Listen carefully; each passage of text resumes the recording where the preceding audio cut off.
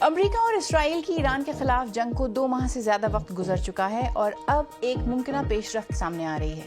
صدر ٹرمپ کے مطابق ان کی ایران میں ایسے لوگوں سے بات چیت ہو رہی ہے جو ڈیل کرنا چاہتے ہیں، البتہ ایران تاحال محتاط ہے۔ ایران کہہ رہا ہے کہ امریکی تجویز ابھی زیر غور ہے اور وہ اپنا جواب ان مذاکرات کے ثالث یعنی پاکستان کو دے گا۔ امریکی میڈیا رپورٹس کے مطابق جنگ کے آغاز کے بعد یہ پہلا موقع ہے کہ دونوں فریق امن کے کسی فریم ورک کے اتنا قریب ہیں۔ تو کیا یہ امن کی ابتدا ہے یا محض ایک عارضی وقفہ؟ اور کیا دھمکیوں کے سائے میں سفارتکاری واقعی کامیاب ہو بھی سکتی ہے؟ میں ہوں سمرا فاطمہ اور یہ آج B B C news Urdu کے پروگرام جہاں نما کی ہماری ٹاپ سٹوری ہے۔ اس کے علاوہ پروگرام میں دیکھیے گا، روس نے 2 اشروں میں پہلی بار اپنی سالانہ پریڈ میں اپنے جدید ہتھیار نہ لانے کا اعلان کیا ہے۔ ایسا کیوں؟ کیا یوکرین جنگ کو روس کے اندر لانے میں کامیاب ہو گیا ہے؟ اور کروز شپ پر ہینٹا وائرس کے پھیلاؤ اور کوارنٹین پابندیاں لوگوں کو کورونا وبا کی پابندیوں کی یاد دلا رہی ہیں۔ آج تہران کی جانب سے واشنگٹن کی تازہ تجویز پر جواب ملنے کی امید ہے، لیکن اس بارے میں واشنگٹن اور تہران سے ملے جلے اشارے مل رہے ہیں۔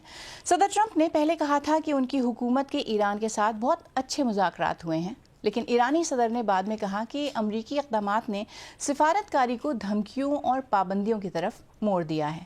ایران اب بھی امریکی تجویز کا جائزہ لے رہا ہے، جبکہ ثالثی کرنے والے ملک پاکستان کے ذرائع کا کہنا ہے کہ جواب جلد متوقع ہے۔ صدر ٹرمپ اصرار کر رہے ہیں کہ حالات قابو میں ہیں اور بہت ہموار طریقے سے چل رہے ہیں۔ ہم ان لوگوں سے بات چیت کر رہے ہیں جو ڈیل کرنا چاہتے ہیں، اور ہم دیکھیں گے کہ آیا وہ ایسی ڈیل کریں گے جو ہمارے لیے قابل قبول ہو۔ ہم نے انہیں بہت قابو میں رکھا ہوا ہے۔ ناکہ بندی زبردست ہے، نیوی نے کمال کا کام کیا ہے۔ یہ ایک فولادی دیوار کی طرح ہے، کوئی بھی اس سے گزر نہیں سکتا، خاص طور پر ایرانی۔ انہیں کسی بھی طرح سے کچھ حاصل نہیں ہو رہا۔ ہم دیکھیں گے کہ وہ مان جاتے ہیں یا نہیں، اور اگر وہ نہیں مانتے تو بعد میں مان ہی جائیں گے۔ بس یہی صورتحال ہے۔ اور اس دوران امریکی افواج کا کہنا ہے کہ انہوں نے عمان کے خلیج میں ایران کے جھنڈے والے ایک ٹینکر کو ناکارہ بنا دیا ہے۔ امریکی فوج کے مطابق بحری جہاز ایم ٹی حسنہ نے امریکی ناکہ بندی کی خلاف ورزی کرتے ہوئے ایرانی بندرگاہ کی طرف جانے کی کوشش کی۔ امریکی سینٹرل کمانڈ نے سوشل میڈیا پر بتایا کہ ٹینکر نے بار بار دی گئی وارننگز کو نظر انداز کیا، جس کے بعد امریکی بحریے کے طیارے نے اس پر حملہ کر کے اسے ناکارہ کر دیا۔ ہمارے انٹرنیشنل ایڈیٹر جیریمی بوون کا کہنا ہے کہ دونوں فریق اب بھی ڈیل کرنا چاہتے ہیں، لیکن اس ڈیل کی نوعیت کیا ہونی چاہیے، اس پر اب بھی ان کے درمیان بڑے اختلافات ہیں۔ واضح طور پر دونوں فریق معاہدہ چاہتے ہیں۔ دلچسپ بات یہ ہے کہ امریکی یہ نہیں کہہ رہے کہ جنگ بندی ختم ہو گئی ہے، یہ اس لیے کیونکہ وہ ڈیل چاہتے ہیں۔ مسئلہ یہ ہے کہ دونوں فریق مختلف قسم کے معاہدے چاہتے ہیں اور انہیں اب تک اس پر سمجھوتہ کرنے کا کوئی راستہ نہیں ملا۔ اب اس طویل عمل کی وجہ سے غلط فہمیوں کی گنجائش بڑھ رہی ہے اور دونوں فریق ایک دوسرے پر دباؤ ڈال رہے ہیں۔ بہت زیادہ ٹینشن ہے، اور ایسے ماحول میں جہاں بحری جہازوں اور جنگی جہازوں کے ارد گرد میزائل اڑ رہے ہوں، یہ ایک خطرناک صورتحال ہے۔ خلیج میں اتنی بڑی امریکی فوجی طاقت کی موجودگی اور ایرانیوں کے اس بیان کے بعد کہ وہ جوابی کارروائی کرنے کے لیے تیار ہیں، مجھے لگتا ہے کہ مکمل جنگ کی طرف سنگین اضافہ محض ایک بڑے واقعے کی دوری پر ہے۔ اور اس بارے میں مزید بات کرنے کے لیے اس وقت برلن سے ہمیں جوائن کر رہی ہیں صحافی اور ریسرچر سحر بلوچ۔ سحر، بہت شکریہ ہمیں جوائن کرنے کے لیے۔ سب سے پہلے یہ بتائیے کہ ایک بار پھر امریکہ اور ایران کے مابین کسی ڈیل کی باتیں ہو رہی ہیں۔ میڈیا میں امریکہ اور ایران کے درمیان جس 14 نکاتی میمورینڈم کا ذکر ہو رہا ہے، اس کے بنیادی پوائنٹس کیا ہیں؟ کیا یہ محض ایک عارضی روڈ میپ ہے یا مستقبل کے امن معاہدے کی بنیاد اسے سمجھا جا سکتا ہے؟ جی سمرا، اس میں جو اطلاعات سامنے آ رہی ہیں ان کے مطابق تو یہ جو 14 نکاتی میمورینڈم ہے، یہ کوئی ایک پرماننٹ امن معاہدہ نہیں ہے۔ اس میں زیادہ تر ایسا لگ رہا ہے کہ جیسے اسٹرکچرل کچھ چیزیں ہیں جس میں ڈسکشن ہوگی۔ غالباً اس میں جو اسٹریٹ آف ہرمز کی موجودہ صورتحال ہے، کشیدگی ہے، اس پر بات ہوگی، وہ پوائنٹ ضرور اس میں شامل ہوگا۔ اس کے علاوہ جو یورینیم انرچمنٹ ہے، اس کے اوپر جو امریکہ چاہتا ہے کہ ایران اس کو لمٹ کرے، یہ اس میں ضرور شامل ہوگا۔ اس کے علاوہ جو فروزن ایسیٹس ہیں ایران کے، اس کے حوالے سے بات ہوگی۔ قیدیوں کی جو ٹرانسفر ہے اس کے اوپر بات ہو سکتی ہے۔ تو اس طرح کی سچویشن ہے۔ اصل میں جو دونوں فریق ہیں، جیسے ابھی آپ نے ایک رپورٹ بھی چلائی، اس میں دونوں چاہتے ہیں کہ کسی قسم کا معاہدہ ہو، لیکن ساتھ میں صورتحال یہی ہے کہ وہ اپنے اپنے پوائنٹس چاہتے ہیں جو کہ سامنے آئے۔ یہاں پر ایک بہت امپورٹنٹ پوائنٹ یہ بھی ہے کہ جب تک ریجنل ملیشیاز یورینیم انریچمنٹ کے پروگرام کے اوپر جب تک بات نہیں ہوگی تب تک یہ پرابلم اسی طرح رہے گی۔ تو یہ کانفلکٹ ریزولوشن سے زیادہ کانفلکٹ مینجمنٹ لگ رہی ہے۔ اگر آپ ایران اور امریکہ کے جو پرانے جس طرح سے بات چیت کا ایک مرحلہ چلتا رہا ہے اس کو بھی اگر دیکھیں تو اس میں بھی اس طرح کے پوائنٹس پہ ڈسکشن رہی ہے، لیکن جو ڈی ایسکیلیشن کے یعنی جو ایک اسٹرکچر ہے اس کے ارد گرد تو بات چلتی رہی ہے، لیکن جو مین پوائنٹ ہے جو ٹرسٹ ڈیفیسٹ ہے وہ اپنی جگہ برقرار رہا ہے۔ اچھا، صدر ٹرمپ نے جس جوہری معاہدے یعنی JCPOA کو خود ختم کیا تھا، اب وہ تقریباً ویسے ہی نکات پر دوبارہ مذاکرات کرنا چاہ رہے ہیں، تو سوال یہ بنتا ہے کہ اس طویل کشیدگی اور حالیہ جنگ سے امریکہ یا ٹرمپ نے سیاسی اور اسٹریٹجک طور پر حاصل کیا کیا ہے پھر؟ دیکھیں، یہ اس پوری صورتحال کا سب سے بڑا تضاد ہے، کیونکہ جب 2018 میں JCPOA کو ٹرمپ نے ختم کیا تھا تو اس وقت انہوں نے یہ کہا تھا کہ یہ بہت ہی نرم معاہدہ ہے اور اس کا ایران کے اوپر کوئی اثر نہیں پڑنے والا۔ لیکن اب جو ہم معاہدہ دیکھ رہے ہیں یا اب جو جس طرح کی بات چیت ہو رہی ہے نکات کے اوپر 14 پوائنٹس کے اوپر، وہ ایگزیکٹلی اس میں سملر ایلیمنٹس ہیں۔ تو اس سے اب سوال یہ اٹھتا ہے کہ جو اتنی لمبی کشیدگی رہی، جو اتنی لمبی جنگ رہی، اس کو کرنے کا کیا پوائنٹ بنتا ہے؟ جو کرٹک ہیں اس پورے سچویشن کو جو دیکھ رہے ہیں وہ تو اس بارے میں یہی کہہ رہے ہیں۔ دوسری بات یہ کہ اس سے حاصل کیا ہوا ہے، تو سب سے پہلے تو جو گلف ایلائز ہیں ان کو USA نے ری ایشور کیا ہے کہ ابھی بھی خطے میں جو انفراسٹرکچر ہے سیکیورٹی کا، اس کا ابھی بھی جو امریکہ ہے وہ سینٹرل اس کا ایکٹر رہے گا۔ دوسری بات اس میں یہ ہے کہ چائنا اور رشیا کو بھی ایک سگنل دے دیا گیا ہے کہ وہ ابھی بھی خطے میں اتنا ہی انوالو ہے جتنا پہلے تھا۔ تیسری بات یہ ہے کہ آئل اور شپنگ روٹس پر اپنی جو ملٹری ان کی اسٹرینتھ ہے یا جو ان کی ملٹری ریلیونس ہے اس کو بھی انہوں نے برقرار رکھا ہے، لیکن ایران بھی ساتھ میں ریلیونٹ رہا ہے، وہاں ریجیم کولیپس بھی نہیں ہوا۔ تو دونوں فریق یعنی USA اور ایران اس چیز کو اپنی وکٹری کنسیڈر کر سکتے ہیں۔ ٹھیک ہے۔ اچھا، کیا ایران کسی بھی صورت اسٹریٹ آف ہرمز پر اپنی خود مختاری کے دعوے یا کنٹرول سے دستبردار ہونے پر راضی ہو سکتا ہے؟ ایران کسی بھی صورت اس پر راضی نہیں ہوگا، کیونکہ ایران کے لیے یہ سب سے بڑا ڈیٹرنس ٹول بھی ہے، اس کا نیگوشیٹنگ پاور بھی ہے، اور اس وقت ان کا جو سب سے بڑا کنٹرول ہے وہ اسی ہرموز کی وجہ سے ہی جو پوری جنگ ہے اس کی جو نیویگیشن ہم اس وقت دیکھ رہے ہیں وہ اسی سے ہینڈل کر رہا ہے۔ کیونکہ ایران ہو سکتا ہے کہ فار دا ٹائم بینگ کچھ گارنٹیز دے دے کہ کوئی ڈسٹرپٹ نہیں ہوگا، جو بھی آئل ٹریڈنگ پوری دنیا کر رہی ہے اس کو کسی طرح سے ڈسٹرپٹ نہیں کرے گا، لیکن اپنا جو نیگوشیٹنگ پاور ہے وہ اس کا ایسی اسٹریٹ آف ہرموز کے ذریعے ہے، تو وہ اس پر اپنی کبھی بھی جو پوری اجارت داری ہے وہ نہیں جانے دے گا۔ اوکے، بہت شکریہ ہم سے بات کرنے کے لیے سحر۔ Thank you. اسپین کے کینری آئلینڈ کے رہائشی اس وقت خاصی تشویش کا شکار ہیں، اور اس کی وجہ ہے ہینٹا وائرس کے پھیلاؤ سے متاثرہ ایک کروز شپ جو اس ہفتے کے آخر میں اسپین کے کینری جزائر پہنچ رہا ہے۔ مزید تفصیلات ٹرینڈنگ میں۔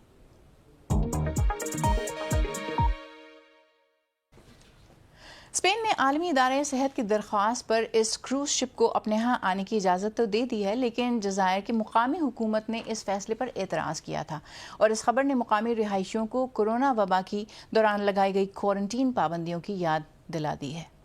ارجنٹینا سے ایک ماہ قبل روانہ ہونے والے اس جہاز پر اب تک 3 افراد ہلاک ہو چکے ہیں۔ Cruise company Ocean Wide Expeditions کے مطابق اس مہلک وائرس کے پھیلاؤ کی تصدیق کے بعد کروز شپ سے نکالے گئے 2 شدید بیمار افراد کا علاج کے لیے نیدرلینڈز پہنچ گئے ہیں، جبکہ ایک تیسرے مسافر کی حالت خطرے سے باہر بتائی جا رہی ہے۔ جہاز سے بدھ کو نکالے گئے افراد میں ایک برطانوی، ایک ڈچ اور ایک جرمن شہری شامل ہیں۔ کمپنی کے مطابق 65 سالہ جرمن شہری کا قریبی تعلق اس جرمن خاتون سے تھا جو 2 مئی کو جہاز پر ہلاک ہو گئی تھیں۔ سوشل میڈیا پلیٹ فارمز پر بھی یہ دیکھا جا سکتا ہے کہ یہ وائرس کس طرح لوگوں کو کورونا وائرس کی وبا کی یاد دلا رہا ہے۔ گریگ ایکسپرٹ لکھتے ہیں، میں نے جیسے ہی ہینٹا وائرس کے بارے میں سنا تیزی سے اپنی کار سے ٹوائلٹ پیپرز خریدنے کے لیے نزدیکی سٹور پہنچ گیا، تاکہ اگر وہی سب کچھ ہونے والا ہے جو 6 سال پہلے ہوا تھا تو ہم تیار رہیں۔ اور امریکہ سے جیمی بونکوچ لکھتی ہیں، امریکہ اب عالمی ادارے صحت کے ساتھ نہیں ہے، ہینٹا وائرس پھیل رہا ہے اور ہم فیفا ورلڈ کپ ہوسٹ کرنے جا رہے ہیں۔ سوچنے والی بات یہ ہے کہ کیا ہی کچھ ہو سکتا ہے۔ اس درمیان عالمی ادارے صحت نے تنبیہ کی ہے کہ ہینٹا وائرس ویسے تو روڈنٹ سے پھیلتا ہے، یعنی چوہوں سے، لیکن انسانوں سے انسانوں میں بھی اس کی منتقلی کے امکانات کو رد نہیں کیا جا سکتا۔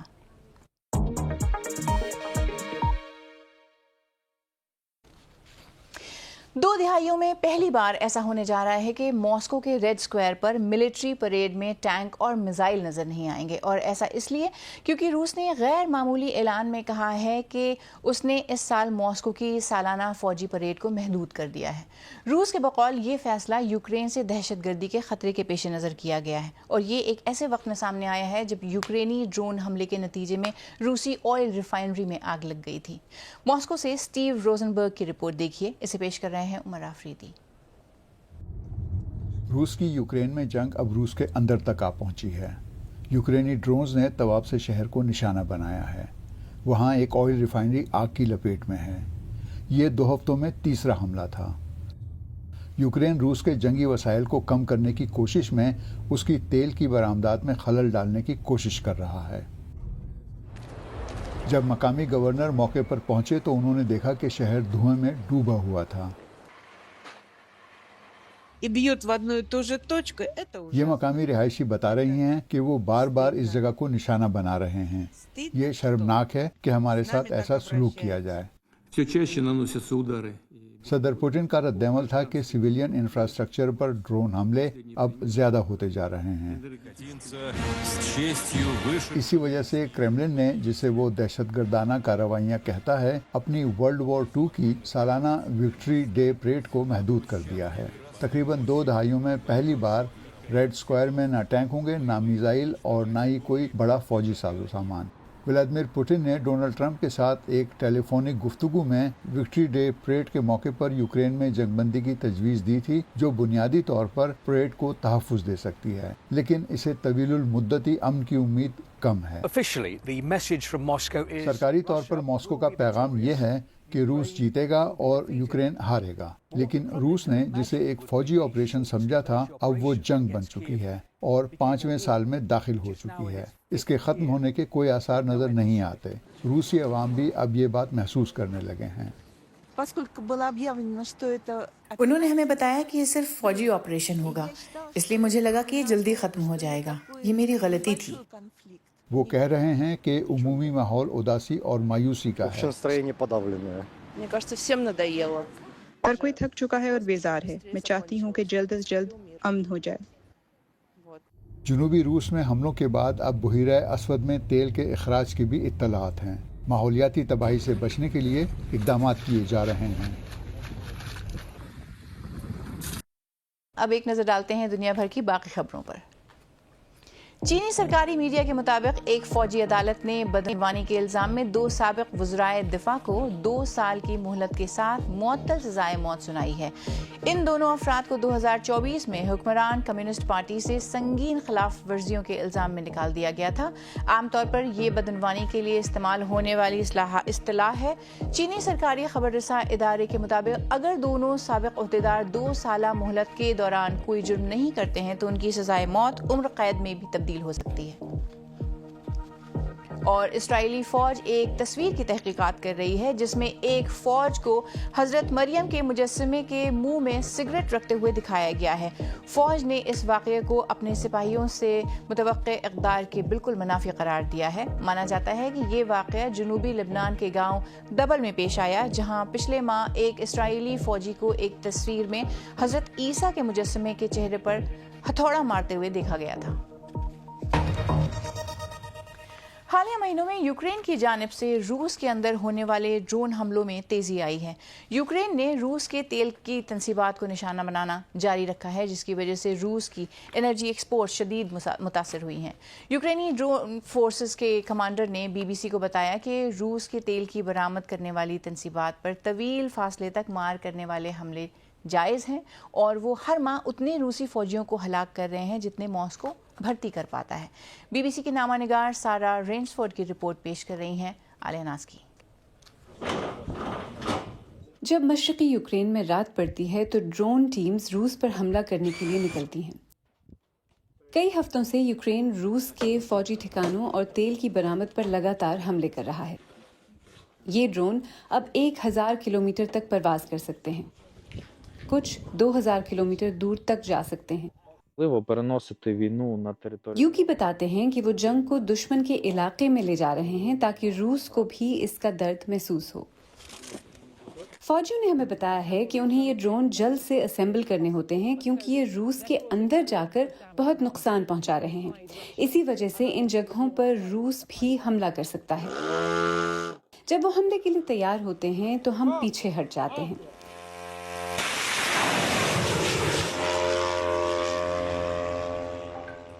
یہ ان کے کمانڈر ہیں جو زیر زمین جدید بنکر سے فضاؤں میں جنگ لڑ رہے ہیں. سیکیورٹی کی وجہ سے ہم نے یہاں کی سکرینز دھندلی کر دی ہیں کیونکہ یہاں میدان جنگ سے براہ راست ویڈیو چل رہی ہے. روس کے اندر 2000 کلومیٹر تک کا علاقہ اب محفوظ نہیں رہا کیونکہ ہمارے پرندے اب جہاں چاہیں اڑ سکتے ہیں. ایسا لگتا ہے کہ اب آپ کی پوری توجہ روس کے اندر دور مار حملوں پر ہے. اس کی وجہ کیا ہے؟ پوتن قدرتی وسائل نکال کر انہیں پیسوں میں بدلتے ہیں اور پھر ان پیسوں سے ہم پر میزائل چلاتے ہیں. اگر تیل کے کارخانے جنگ کے لیے پیسہ بناتے ہیں تو ان کو تباہ کرنا ہمارا حق ہے.